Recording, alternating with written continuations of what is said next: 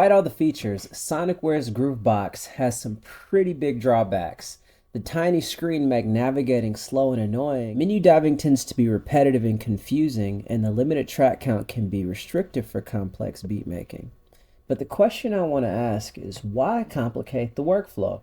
I've performed with the Smpltrek on stage, in the studio, and while traveling, and it's become one of my main tools for success. I've learned to work the track limit and menu issues into my style, and they've become tools to showcase the rawness of my live sets and some of my songs. I'll break down this lesson into two sections. In the first lesson, I'll show you how to build a beat by mimicking my live sets by doing it as quickly as possible. And in the second section, I'll break down the key elements of my workflow by optimizing track usage, shortcuts, and customizing settings to make arranging the final song easier. I'm going to go ahead and start the timer now. And here we go. I'm going to start with let's see. Let me get that BPM. Get us a nice easy hi-hat going. See what that sounds like starting.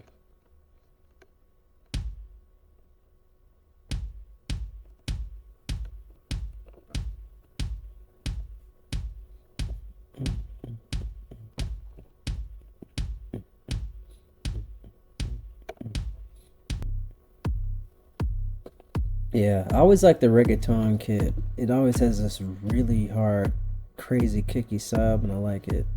It's got this nice little lingering resonance. Alright, let's get some emotional sounding. Let's see, what do I have? I know I've sampled some pretty sweet stuffs from my Casio. I'm gonna do this to get a little bit of create some atmosphere back there.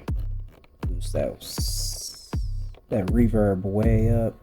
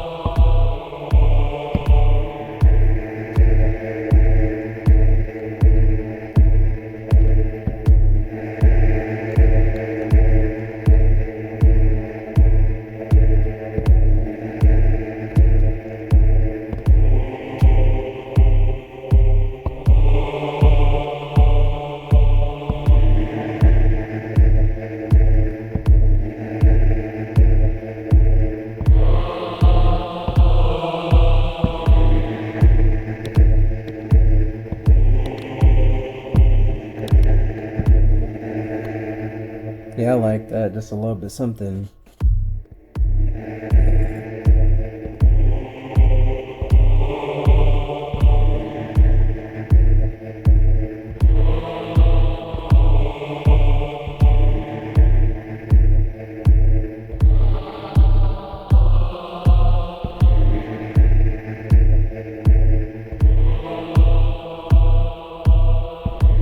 Been watching listening to a lot of Prince of Egypt lately.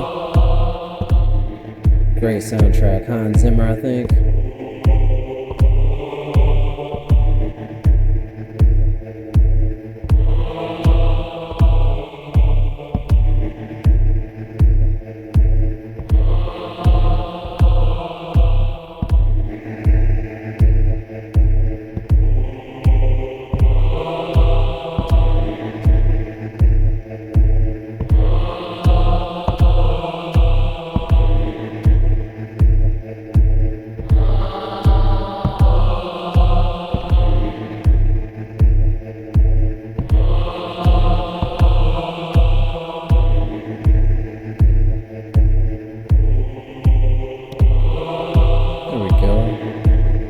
Something to create a little bit of mysterious atmosphere.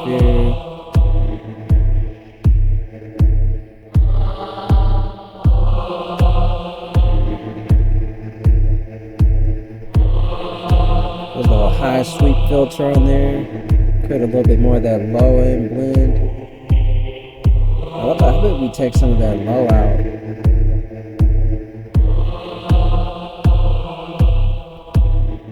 Let that kick bleed through a little more.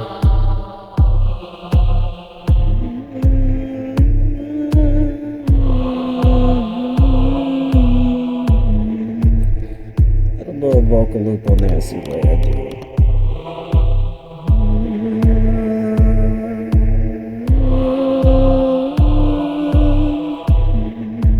Watch this, I'm gonna show you how I have to do it live to get it right.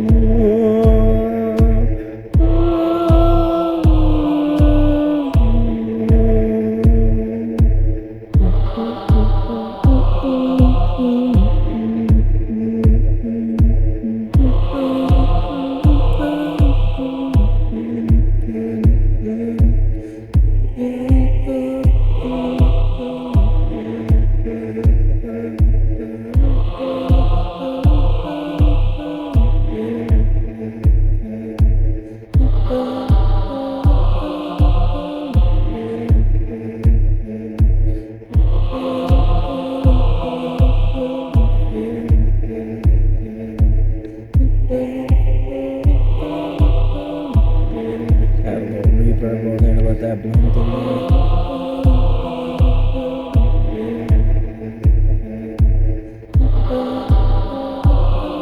Pan that to the left all the way.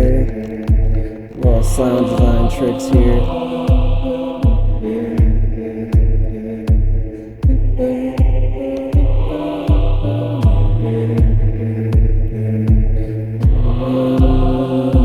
What was that? That was on 64? Dude, not 64.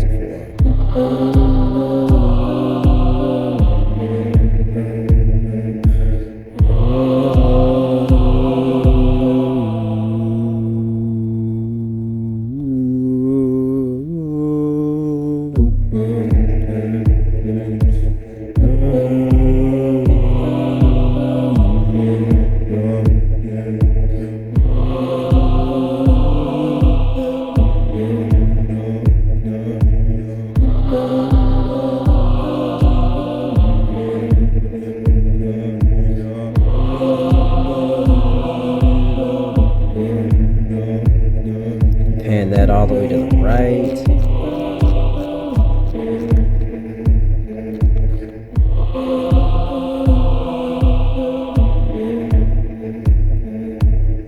Ooh, that's not gonna work. I forgot the way I've got this set up. It's only coming through the left.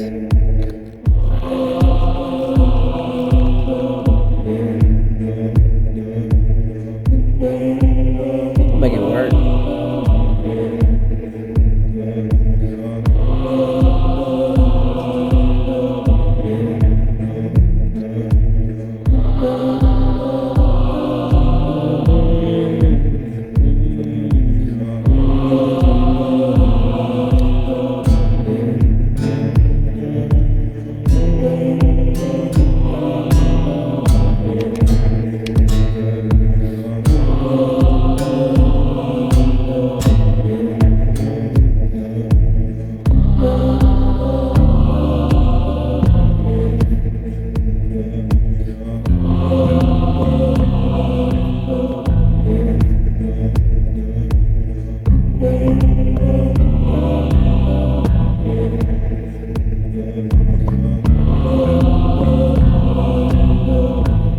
You might have to pull that to a 128.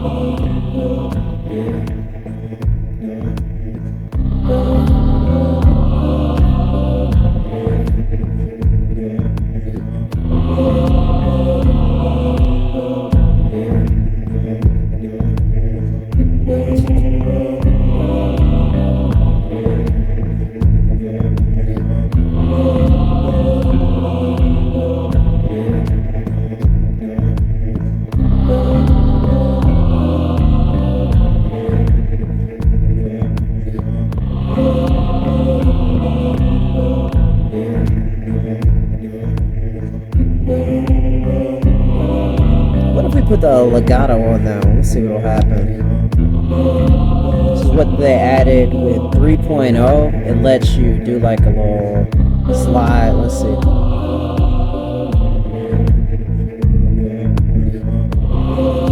Oh, that's too wild. I don't like it.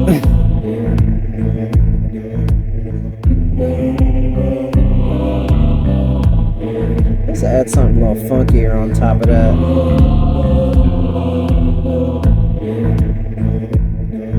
What is that? 5. I'm gonna add a big effect in there just to add a little dynamic.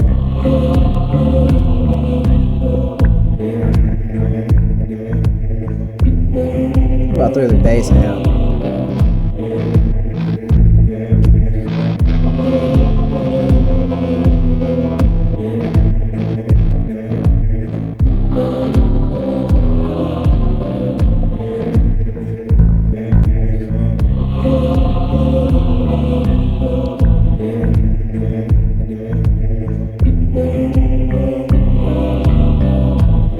That auto wah sounds crazy. I don't know if I'm gonna keep it though.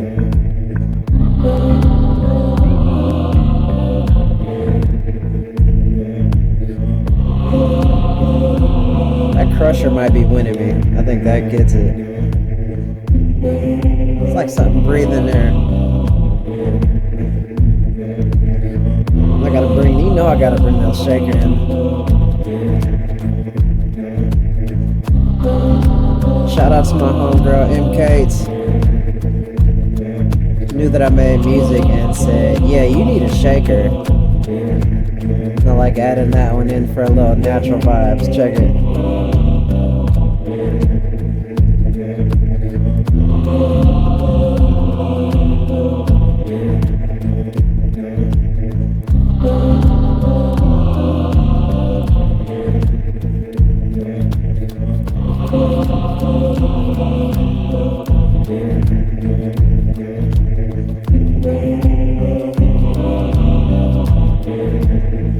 There we go.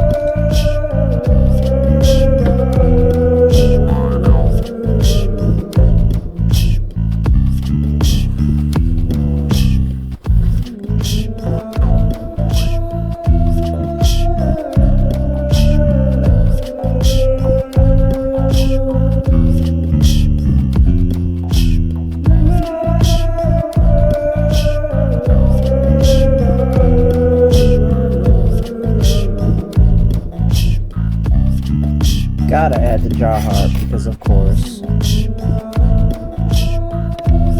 if we can drop that tone and then what it do.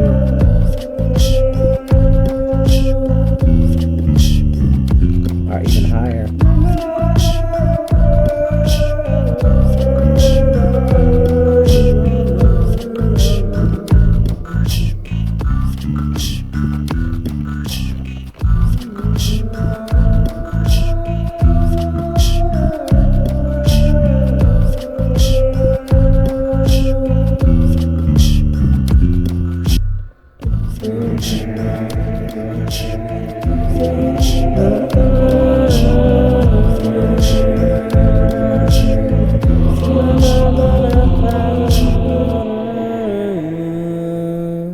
So it's not the best song in the world, but it is a song that we put together in 7 minutes and 24 seconds. The easiest way that you can do these with the Smpl Trek is pretty much preparing your scenes before you do all of these.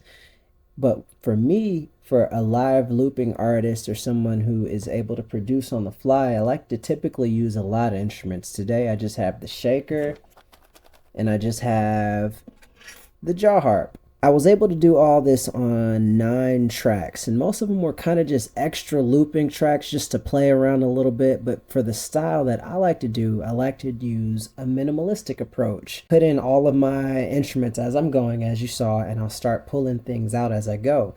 So for instance, like this one specifically, I've got everything running. As I went all the way up to the top for the beginning of the scenes, everything's on a 4-bar loop. Repeats 2 or 1 time. Actually, I'm going to set it to 2. I usually like keeping it to 2 so it gives you a little bit more to play with, break up that repetition a little bit. But we'll drop back in just to our simple 8-bar loop. Screen right up here at the top where you see 1 out of 2 there. That's how you know it's going to loop back 2 times.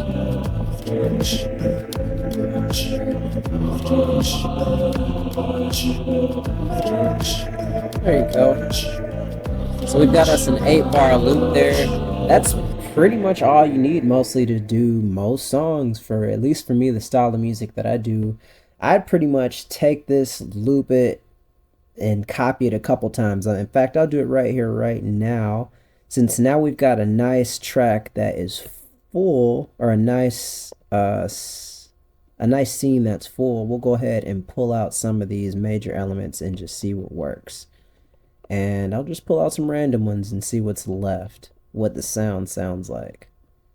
This is typically how I make most of my songs. At least after I get done with a live set, if something works, I'll go ahead and just jump it in like that. But let's see.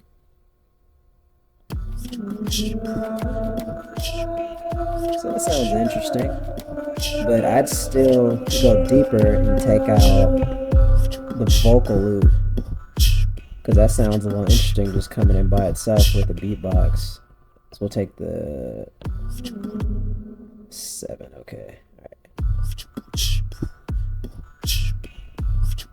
See, I like how the beatboxing and the jaw harp are kind of just coming and playing off of each other. That's an interesting way to start it. And then how about we just copy this over 1 more time, because we'll make another little reductive move and just pull out some parts to create the second part of the song. At least the build up drop. If that makes any sense. The part right before you get to the big meat of it, so you'll have an A-B section of it. Let's see what happens.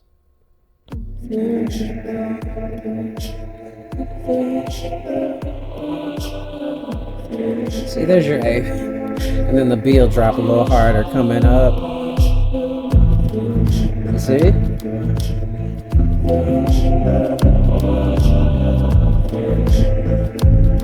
It's like a simple little arrangement trick just to get you going at the beginning. If you can start your loop and have it really strong at the beginning, you can reduce from that and just take samples out as you go.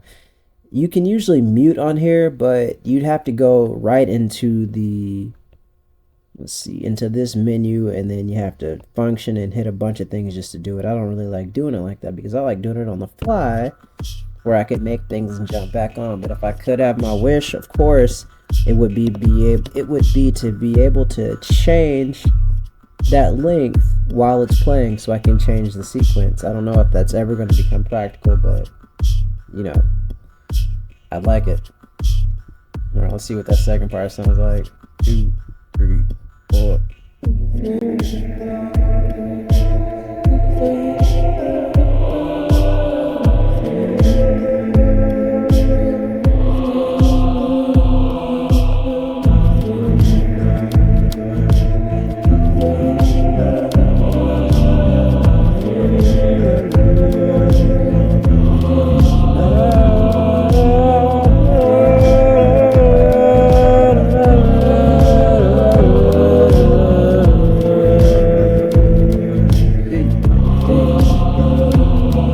As I'm walking through the valley in the shadow of death, deep steps, no remorse as I take a breath. I said I'm labeled as a villain and I need no help. My eyes on the prize, no material wealth. I said don't ask me why, cause I'm focused on myself. I tried love once or twice, clutch my heart as I feel. Now I'm cold as hell as I'm busting out the cell. Called my mom the other day, got no answer, oh well. That's just my point though. With the Smpl Trek, you can really do so much in a small space with the smallest amount. It doesn't really take much, especially if you're thinking and planning and prepping ahead. And of course, it's a huge learning curve if you're just working with a small piece. And I've typically gotten to the point to where I plug so many things into it that it just makes it a little bit fun for me to jump around. But when you just have the Smpl Trek and its own microphone and just one or two little pieces, you can really do a lot to make it shine.